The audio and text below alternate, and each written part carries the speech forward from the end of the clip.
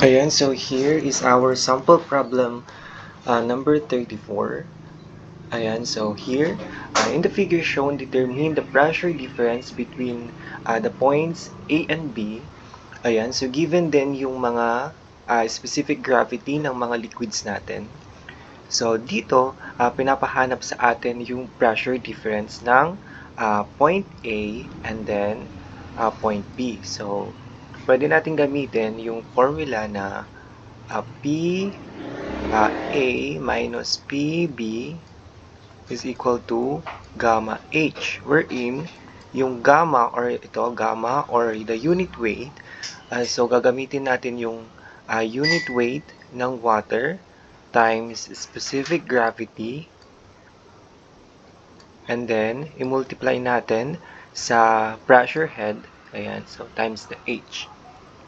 Ngayon, dito, alam natin na ang pressure dito sa A and pressure dito sa B ay equilibrium lang siya. So, PA ay equivalent to PB. So, ang gagawin natin is from point A, magta-travel tayo and then madadaanan natin itong mga liquids na to. Ayan. So, hanggang makarating tayo dito sa may point B. So, ang kailangan lang nating tandaan, ang flow ng liquid. So, kapag ang flow, ayan, so flow of liquid, so, ang tandaan natin dito sa manometer, yung flow ng liquid natin, kung pababa, it must be added. Kapag naman pataas yung flow ng liquid natin, it must be subtracted. Kasi nga, kapag pababa yung flow ng liquid natin, yung pressure nag-increase. And then kapag pataas naman yung flow ng liquid natin, nagdi-decrease yung pressure. Ayan, so start tayo. So dito, start tayo. So PA. And then, may madadaanan tayo na liquid. Ayan, itong first liquid natin is the benzene. So, yan. So, yung flow niya is pababa. Kaya, add natin siya. So, plus. So, ipalitan lang natin ng color. So, plus. Ayan. So, benzene. Ayan. So, plus. Ito, una, gamitin na lang natin ito muna. Yan. So, specific gravity times the pressure head. And then, i-sum up muna natin lahat. And then, tsaka natin i-multiply sa unit water. Unit weight ng water. So, yung unit weight ng water is 9.81 kilonewton per cubic meter. So, ito muna yung kunin natin. And then, tsaka natin i-multiply sa unit weight ng water. So, benzene. So, plus, SG ng benzene is 0.88. Ayan. 0.88 times yung pressure head niya, which is ito, 21 cm. So, 21 cm. So, convert natin siya sa meter. So, alam natin na ang 1 meter ay equivalent siya sa 100 cm. So, kapag kinonvert natin itong cm sa meter, magiging 0.21 meter. And then next, mercury, second liquid natin. Ayan, so ito, ayan, so tandaan din natin na kapag level siya, ayan, so level dito, pwede na nating i-neglect yan or exclude. So dito na tayo. So yung flow ng mercury ay pataas. Kaya ang gagawin natin dyan, ima-minus natin. So minus yung SG ng mercury, 13.6 or the specific gravity. And then, multiply natin siya sa ito, pressure head niya, cm, 9 cm. So, in meter, 0.09 meter. And then, next na liquid natin is itong kerosene. So, itong kerosene, ito. So, level ulit ito. So, ito, exclude na natin yan. So, yung flow ng kerosene ay, ito, pag ganito. So, pataas. Kaya, ang gagawin natin dyan, ima-minus natin or subtract. So, minus, ayan, so, kerosene, ito, so, kerosene, SG niya is 0.82 times, ano yung pressure head niya. So from dito, ayan. So 41 minus 9, ayan, 41 minus 9, 32. Ayan, so 32 cm. So magiging 32 cm, so 0.32 meter siya. And then next na liquid natin, glycerin. So ito, pwede na natin exclude yan.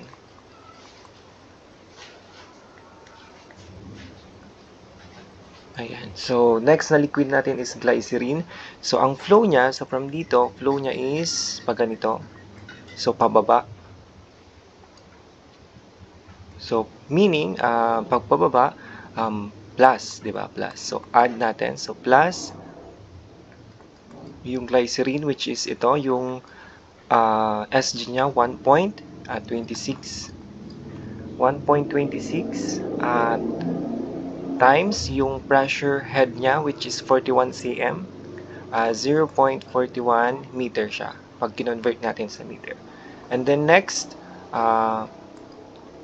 na liquid natin, ito, meron pa pala glycerin. So from dito, tataas siyang ganon. So yung flow niya pataas, kaya i-minus natin. So minus, ayan, so minus lang natin. So minus glycerin ulit. So 1.26 times ito. So 15 cm. So 0.15. Ayan. And then next na liquid natin, which is itong water. So water, ayan, so water hanggang dito.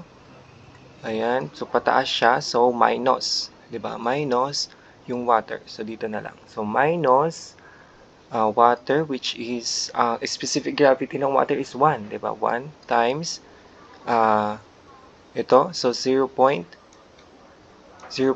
yung saan yung ano natin?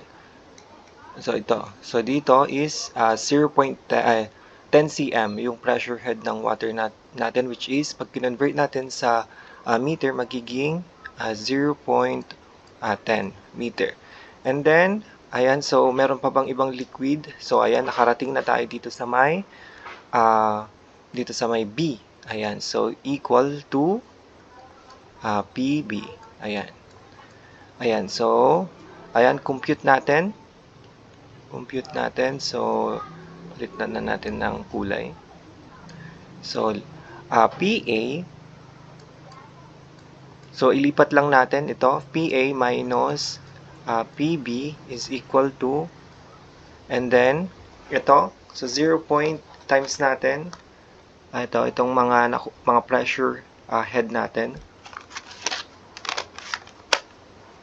So 0.88 times 0.21 minus 13.6 times 0.09 minus 0.82 times 0.32 plus 1.26 times 0.41 minus 1.26 times 0.15, and then minus 1 times 0.10. Ayan, so negative 1.74. So negative 1.74. So pag nilipat natin sa kabila, magiging 1, magiging positive siya. So magiging 1.074 meter. And then i-multiply natin sa sa unit weight ng water, which is 9.81. Ayan, so 9.81. So wag natin kakalimutan yung i-multiply natin siya sa unit weight ng water, which is 9.81 kilonewton cubic meter. Ayan, so is equal to, so 1.074 times 9.81 magiging 10.536 kPa. kPa kasi nga, 'di ba, meter squared na to. Kasi nga 'di ba ang kilonewton per meter squared ay equivalent siya sa kPa. Ayan, so note nyo na lang. So dito na lang. So yung pressure difference ng point A and B ay equivalent siya sa 10.536 kPa.